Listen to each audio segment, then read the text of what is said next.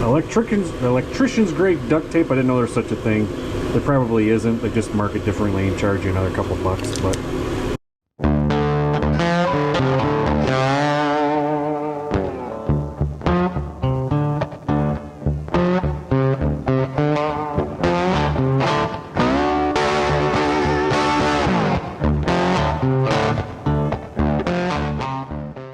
what's up, motherfoxers?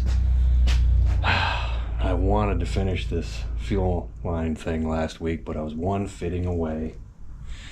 That's how it goes. Thought I was going to need more straight fittings than I needed.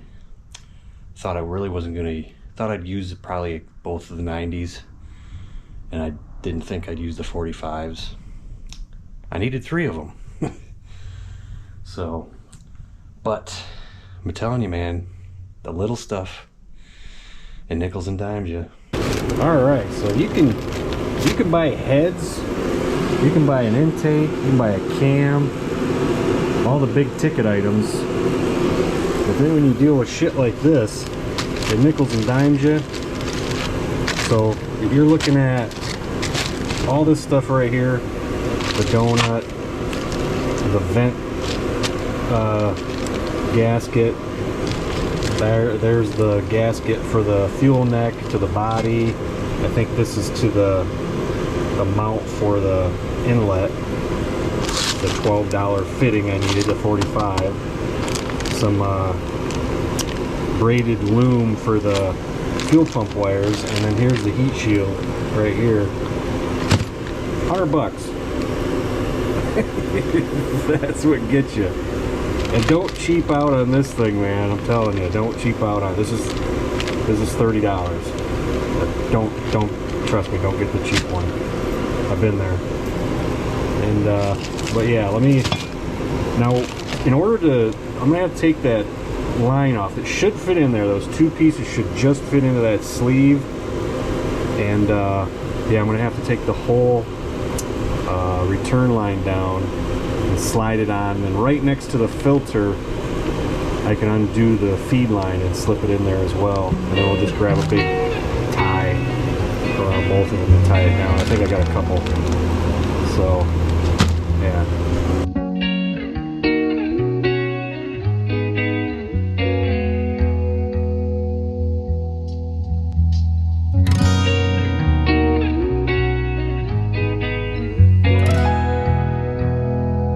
Well, as it turns out, they don't make, you know, those tie-up clamps big enough for what I need. I need like 2 inches.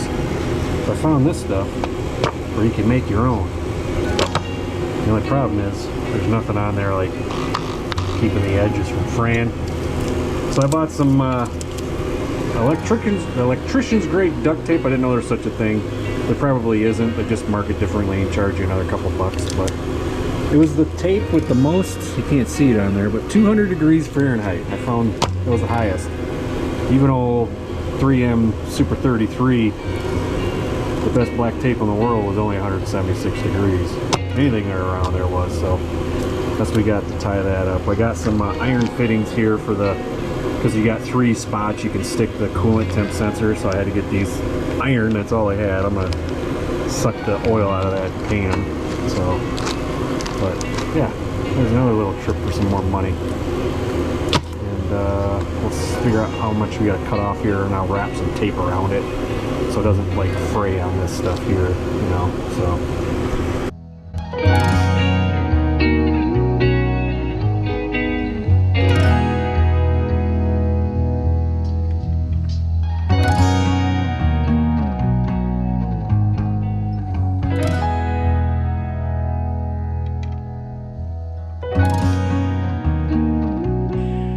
There it be.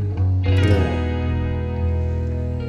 And this is the cool thing about this, guys. I thought about this at the last second, and I was like, man, you know what?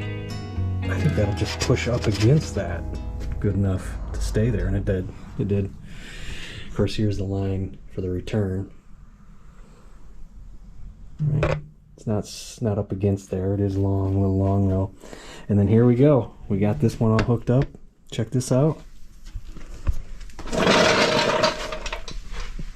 See that? This is not touching at all. This is all pressure, guys. See, I got here and here. This is pushed back. It's all based on pressure. I'm still gonna have to probably maybe take a zip tie and zip tie it right there just to keep it there.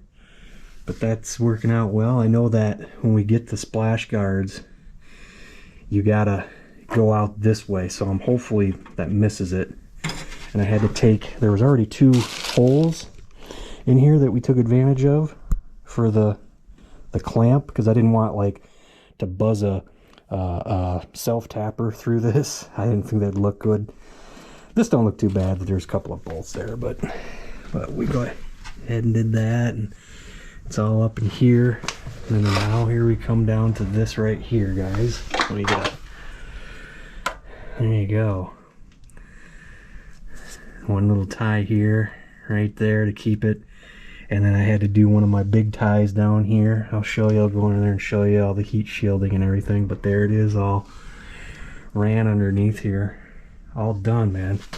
But we're not tight. Everything's got to be tightened up. So we'll get all that stuff tightened up. Let me go under here and show you. All right. So there's that Y, or I'm sorry, that 45 I was talking about.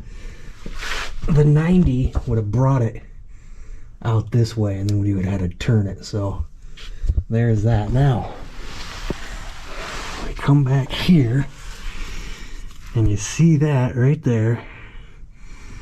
We got her all tied up with the new self-made clamps, I guess you can say.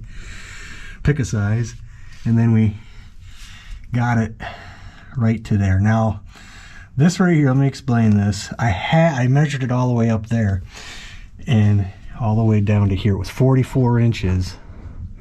Problem was, I didn't think about this. When you got braided loom for wires and it doesn't have a split open side, you got to take this stuff on braided loom and you got to push it back like that. See how it expands?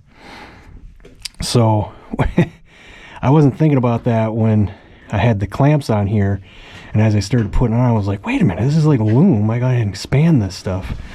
So when I expanded it, it shrunk it probably about a good foot.